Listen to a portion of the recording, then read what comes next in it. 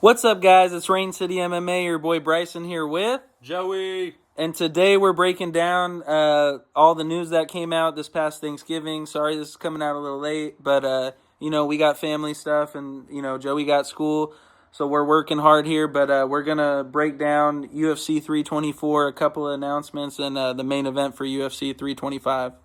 All right, guys. The first one we're going to be talking about that they announced is we got Gaethje, Paddy Pimblett to open up the new Paramount relationship January 24th. Co-main, Kayla Harrison, Amanda Nunes. I mean, these are big announcements from the UFC.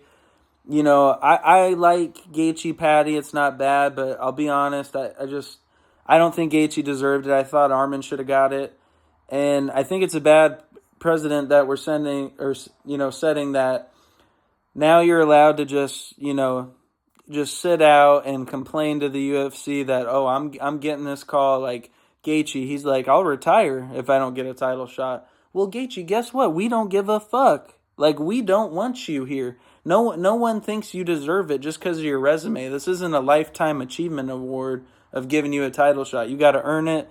I thought Armin did that, especially after the Dan Hooker performance.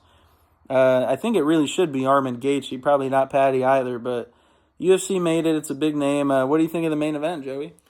Yeah, I think I like the matchup, guys. I do agree with Bryson. I think Armin should be in that mix for sure, especially after what he did with Dan Hooker. I don't see how Gaethje could sit out for like 2-3 years, fight Fiziev twice and win, and then get KO'd like he did, sent to the Phantom Realm by Max Holloway, and you somehow get a title shot. I think that's a little disgusting.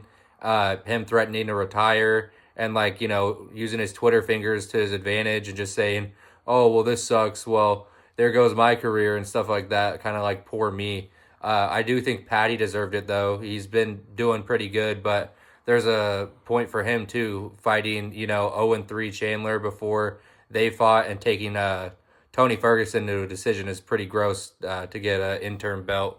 But anyways, guys, this fight's going to still be good, and I don't know who I'm picking yet, but I'm excited to watch it.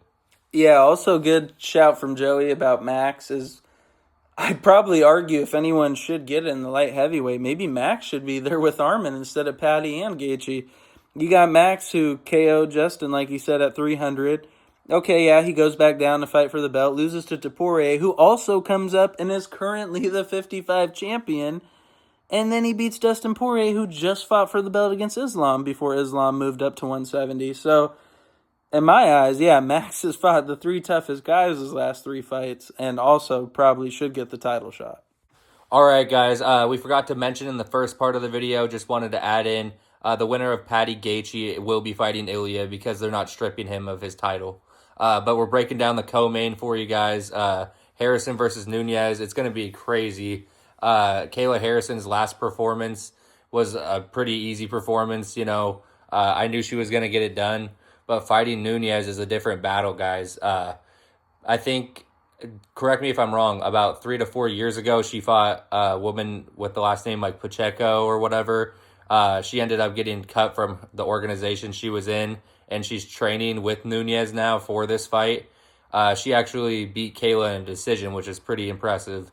Also, Nunes, guys, she's fought killers, Cyborg, Holly Holm, Valentina Shevchenko, some of the greatest to ever do it. And I think she is one of the GOAT women, if not the GOAT woman.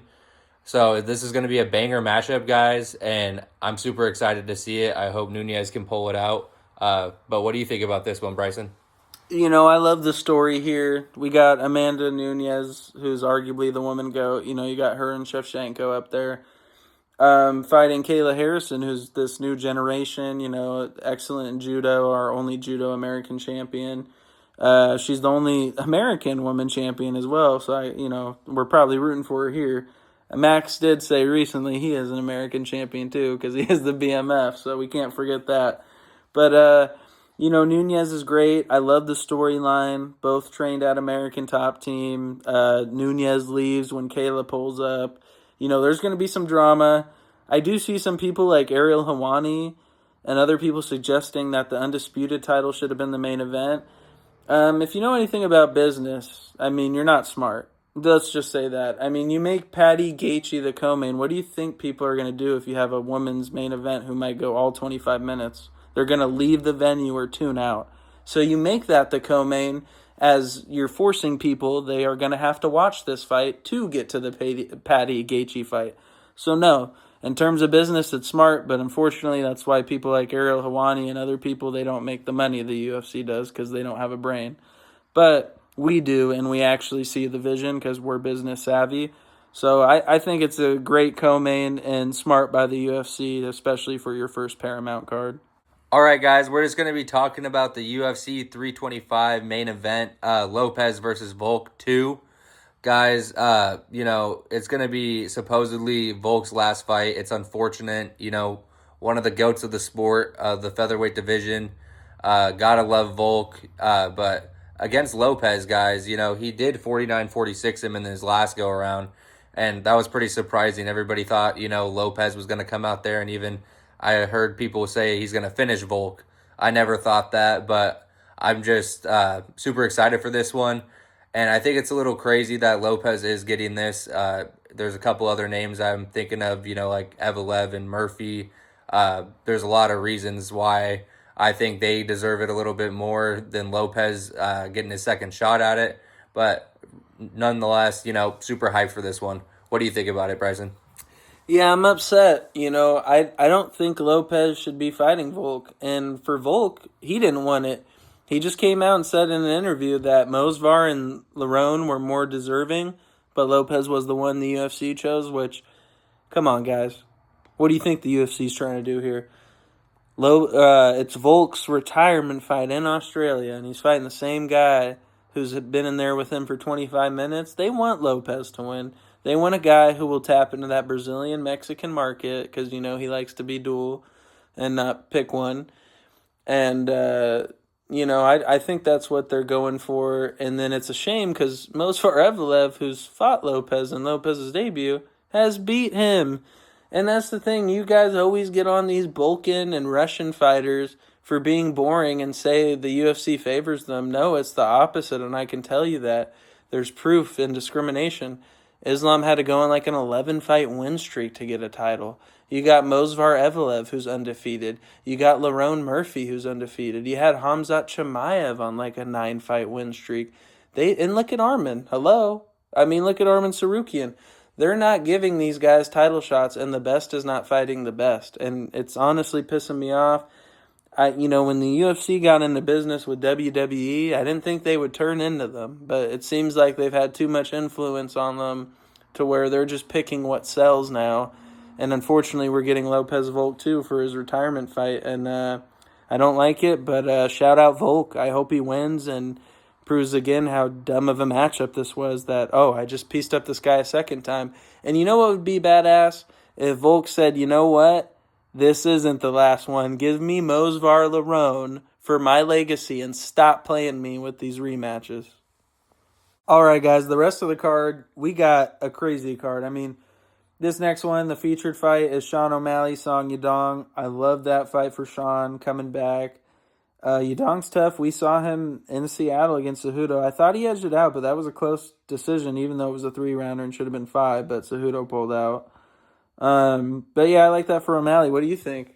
You like that one? Yeah, that one's going to be fire, guys. Yadong, I think he is a good fighter. I think he's just going to start a little slower, and I think O'Malley could, find something. But overall, great matchup. I'm excited for that one. Yeah, and then, guys, same card. We got Umar Figi. They're trying to find someone like, okay, if Merab doesn't get finished here by Jan or beat, we need one of these guys to beat him because we're getting tired. Not saying they don't love Merab. Merab does a great job on social media and stuff, but Umar Figi's a good one. What do you think of Waldo Lewis? We got the big boys right there. I have to go with my boy Salsa Boy. He's just so active, especially recently, guys. I know people are going to clown on him for that D'Elia fight, but he just proved last week, why he's a staple in the heavyweight division, guys. I got him, and he's fighting Derek Lewis, the big black beast, one-punch KO power. It's going to be a great matchup. What do you think about, John Silva coming back against Arnold Allen? I think it's a fantastic fight, but as I'm looking at the card now, that might be the last prelim, which that's insane, guys. I guess it doesn't matter because they're not really selling the main card now. Don't get me wrong, Waldo Lewis is good. I get they're guaranteed a finish on that one most likely, so they started it as the opener. But man, Arnold Allen coming back from a big layoff fighting John Silva. I don't like that for Allen. Just a quick little prediction. And you guys know I like John Silva. But Jean's good. And then we got two former champions, guys. I mean, this is this is insane. This is on the prelims, guys, as a fight. Featherweight matchup, Alexa Grasso, Rose Namajunas. I mean, what do you think about that one? That's crazy. I love that one, guys. Garasso, she's fought Shevchenko and a bunch of other women. She's a beast. Rose, she's a beast as well. Super long. Her head kicks are deadly. I mean, both former champs. Going to be a great fight. I think I'm going to edge it out with Rose here, but I'm super excited about it. For the last fight, you got Gautier or Pulayev in that fight. I think it's going to end quick. Yeah, they're setting up Gautier, trying to get people. I mean, they threw him in there thinking people know him. He ain't even ranked. But I know what they're trying to do. He's from Contender Series. He's a scary African guy, and he'll knock you out. That's what they're trying to push here. And another thing I want to let you guys know is the thing with Paramount now that they're with the UFC, which I love, all cards will start an hour earlier. So if you're on the East Coast, 6 p.m. Eastern Time, it's going to start a little earlier. At 5 p.m. for us, it's 3 p.m. Over here, Pacific. And now it will start at 2 o'clock p.m., which is nice. Same with main cards. Instead of 7, 6, and then over there, instead of 10, 9. You got to love that, especially for the East Coast people and then maybe European fans or wherever you're at. I know it won't help much, but sheesh, an hour is a lot for us. I mean, we love that a little earlier, the American fans, but great card. We're going to break down the next main event announced, UFC 325.